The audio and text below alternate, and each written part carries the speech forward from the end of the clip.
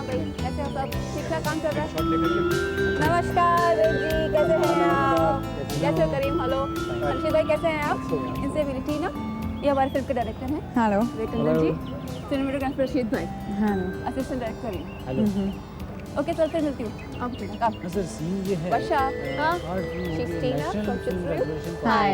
Please sit down. Worषा was talking about. Okay. कहाँ जा सकते कैसी हो तुम? Everybody fine? No problems, I believe.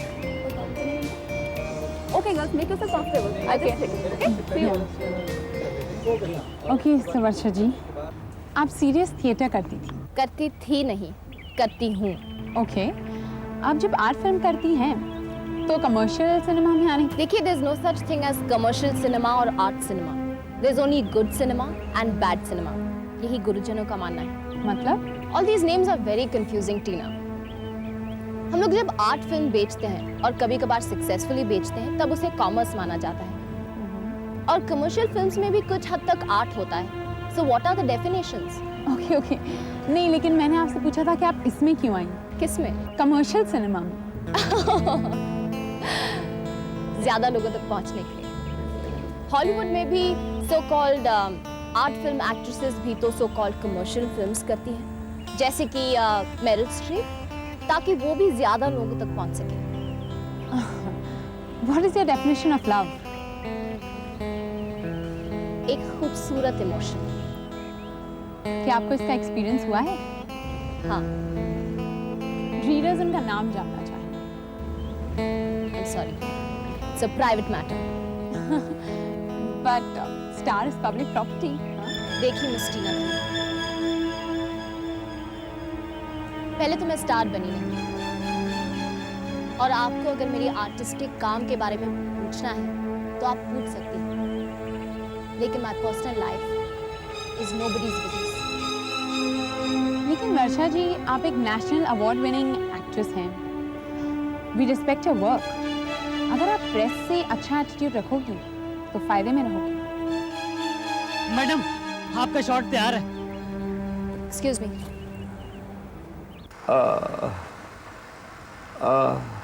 सांस लीजिए।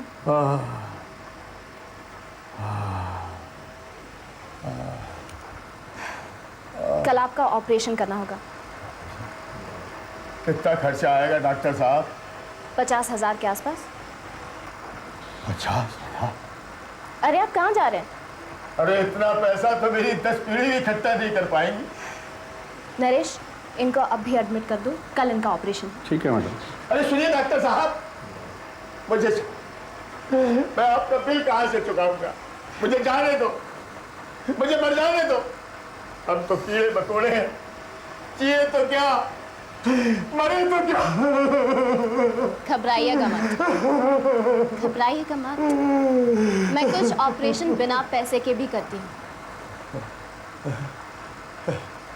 बहुत बहुत धन्यवाद डॉक्टर साहब, बहुत बहुत धन्यवाद। सर, रूपा की स्पेशलिटी कौन से ब्रांच में है? अगर मर्ज और इलाज के अगर आप डिटेल्स दे दें तो सीन और ऑथेंटिक हो जाएगा और कैरेक्टर की क्रेडिबिलिटी बन जाएगी। किसको परवाह है वर्षा?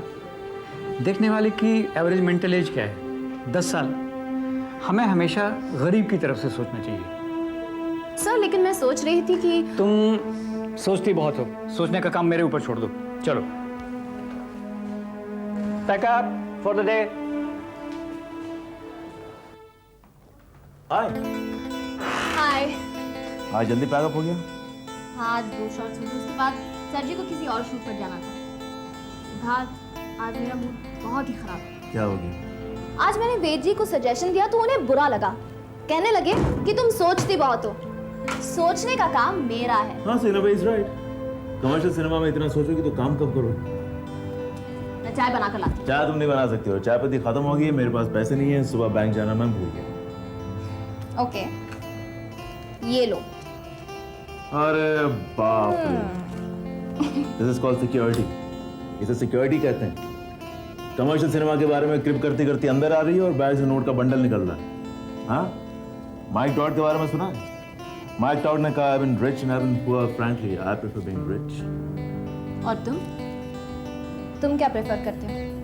अरे अपना तो भैया क्या बताएं, इस वक्त सारा फोकस जो है जलती जमीन पर है, और इससे तो आदमी रिच नहीं हो सकता। कमर्शियल सिनेमा तुम कर रही हो, क्यों कर रही हो? क्यों कर रही हूँ? I'll tell you why. क्योंकि जो कला इतने सालों बाद रोटी और मक्खन नहीं दे सकती, उस कला से मुझे बहुत डर लगता है। सदाई हुआ, इसका मतलब तुम्हें सिर्फ रोटी से तसल्ली नहीं है? नहीं। अच्छा, तुम ये जो काम कर रही हो इस वक्त, जो बनारस और बरेली की ऑडियंस को टिटिलेट करने का, उससे ये सैटिस्फाइड या क्रिएटिवली सैटिस्फाइड? और जो आज तक मैं स्टेज की ऑडियंस को टिटिलेट कर रही थी, उससे क्या फर्क पड़ा? सदाई हुआ। दूसरी बात, तुमने वेद साहब को सजेशन दिया, उन्हें पसंद नहीं है। तो मैं तुम्हारी जगह होता तो कोई सजेशन देता ही नहीं। मैं उनका मेंटल मेकअप समझता, उनका मकसद क्या है वो समझता, और जैसे बतलाते मैं चुपचाप काम कर लेता। तुम ये स्टेज का कंफ्यूजन छोड़ो वर्षा, वहां से बोरिया बिस्तरा बांधो और बॉम्बे की फिल्म इंडस्ट्री में आ जाओ। ये कंफ्यूजन खत्म करो। जितना जल्दी ये कंफ्यूजन खत्म करोगी तुम्हारे लिए उतना ही अच्छा होगा। Otherwise you are going to be a frustrated actress all your life. Hello, हाँ भाई, महावीर स्टोर भैया, सेकंड फ्लोर से बोल रहा हूँ, मुझे चाय की पत्ती भिजवा दो 500 ग्राम। लिखना नहीं है, पैसा मिलेगा। आज तो एक्ट्रेस आई है। हाँ वही वर्षा जी।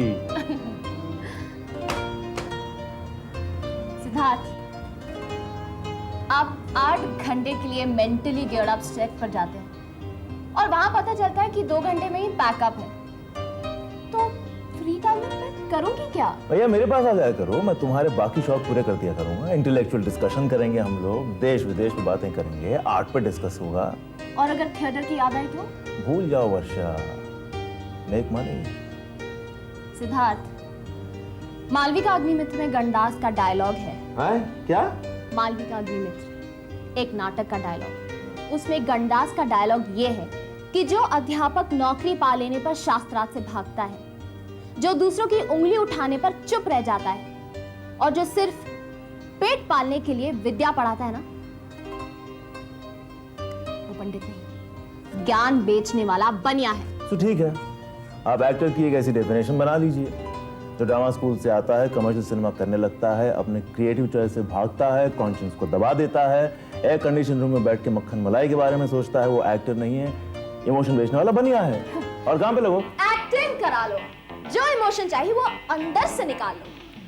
दिल से निकाल के दिया जाएगा आपको। इनको आप वो बना लीजिए, आप इन्हें एक्ट्रेस की बहन बना लीजिए, इन्हें ड्राइवर बना दीजिए, इन्हें चपरासी बना दीजिए, हाँ बना लीजिए, पागल बना दीजिए, भिखारन बना दीजिए, डांसर बना लीजिए, इनको विलन बना लो, विलन का साइडकिक बना लो, इनको गेटअप अच्छा देना चाहिए, बाकी सेटिस्फैक्शन गारंटीड है। गारंटीड। बाबूजी।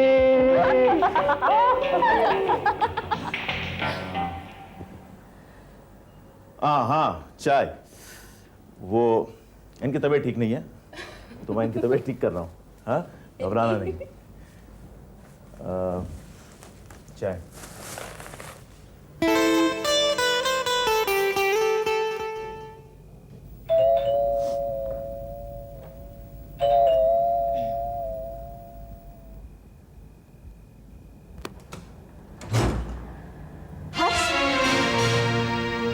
तुम कहाँ रहते हो?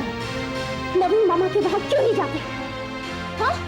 तुम्हें पता नहीं मैं बॉम्बे में इतने दिनों से यहाँ झक मार रही हूँ।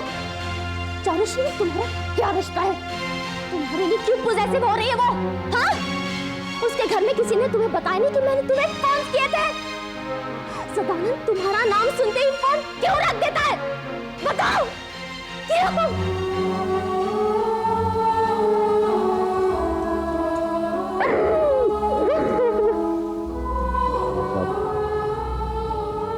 क्या बंबई में हमारी सबसे पहली मुलाकात इस तरह से शुरू होगी?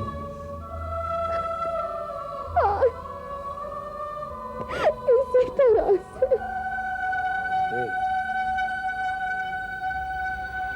बैठने को भी नहीं कहोगी?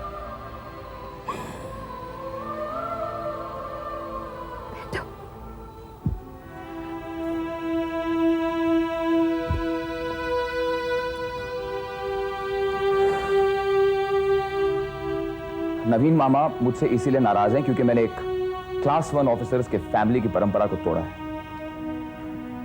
ऊपर से मैंने उनके एजेंसी का ऑफर भी ठुकरा दिया। किराए के छोटे से मकान में रहता हूं, इसके बारे में किसी को कुछ पता नहीं है। सदानंद और मैं एक दूसरे को बहुत नापसंद करते हैं, और चारुश्री मुझे लेकर इतना पॉजिटिव क्यों है, इस बात को तुम अच्छी तरह से समझ सकती हो। मैं नहीं समझ सकती हर्ष, तुम्हारे मुंह से सुनना चाहती हूँ, चारुश्री के साथ तुम्हारा क्या रिश्ता है? देखो, मेरी तरफ से सिर्फ दोस्ती का है। दोस्ती से क्या मतलब है हर्षवर्धन? दोस्ती से ये मतलब है वर्षा, जैसे ऑपोजिट सेक्स के दो वर्किंग कलीग्स के बीच में होता है वैसा रिलेशनशिप, जैसे मेरा ममता या अर्चना या अनुपमा के साथ। और उसकी तरफ से? वो अब सेटल होना चाहती है, और उसे और उसकी माँ को ये लगता है कि मैं ही इकलौता सूटेबल कैंडिडेट हूँ। इस मुद्दे को लेकर तुम्हारी उससे बात हुई है? नहीं, ऐसे ही कभी हंसी मजाक में। तुमने उसे साफ जवाब क्यों नहीं दिया हर्ष? वर्षा, जब उसने मुझे ये बात साफ साफ पूछी नहीं, और अगर मैं ये साफ साफ कह देता, she might feel humiliated। मैंने भी यही सोचा कि जब तक ये चल रहा है ठीक है, इसी बहाने एक दो फिल्में मिल जाएंगी तो क्या अर्ज है।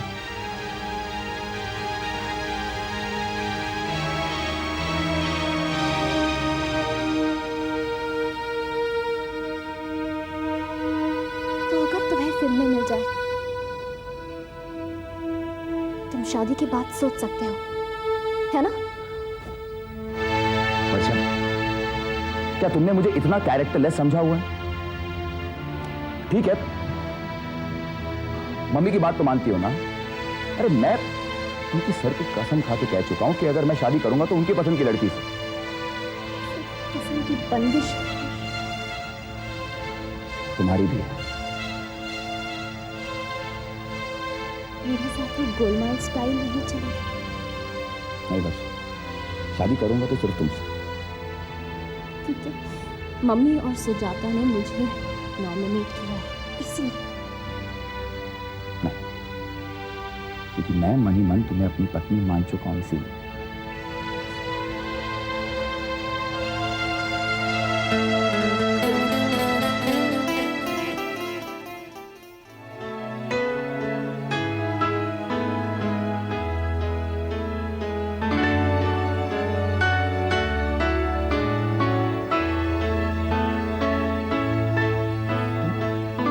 इतनी एजिटेटेड क्यों?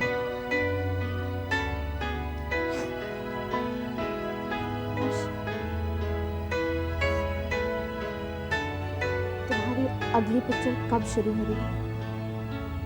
मुझे पता नहीं, कुछ प्रॉब्लम्स हैं। तुम्हारे बारे में बहुत सारी रूमर्स फैली हुई है। ये तुम यहाँ शूटिंग करने आए हो या मेरी इन्वेस्टिगेशन? लगता है मम्मी और सुजाता ने कहा है भाई ये हर्ष पे नजर रखो। हर्ष, मैं भी तुम्हें मन ही मन कुछ मानने लगी हूँ फॉर योर काइंड इन्फॉर्मेशन। अच्छा मैडम, ये बताइए कि आपने मेरे बारे में क्या रूमर्स सुने? तुम प्रोजेक्ट में दखल क्यों देते हो? प्रोड्यूसर अपने दिमाग से कहानी पसंद करता है, डायरेक्टर अपने हिसाब से डायरेक्ट करता है, तो तुम्हें टांग अड़ाने की क्या जरूरत है हर्ष? शाम मैं एक स्टूपिड फिल्म को इंटेलिजेंट बनाने की कोशिश कर रहा हूँ, इसमें क्या गलत है? इंटेलिजेंट बनने से फिल्म चल जाती है? अच्छा, तो स्टूपिड फिल्म बनाने से चल जाती है? हर्ष,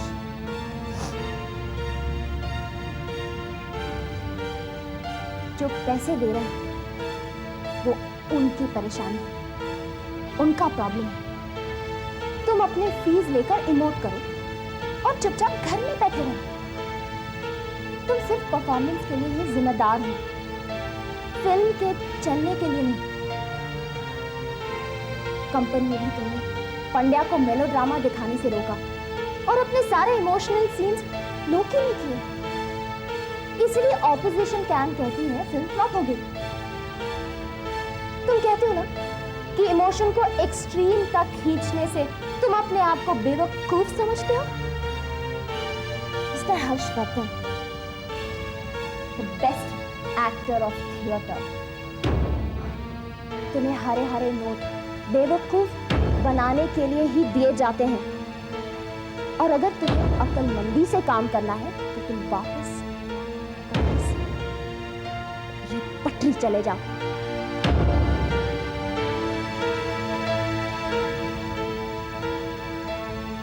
Rishabh, I have burnt my bridge behind me. वापस जाने का तो मतलब ही नहीं बनता। जो कुछ भी करूंगा बस यही 7 आइलैंड्स के टिंसल टाउन में करूंगा। या तो सुपरस्टार बन जाऊंगा या फुटपाथ पर आ जाऊंगा।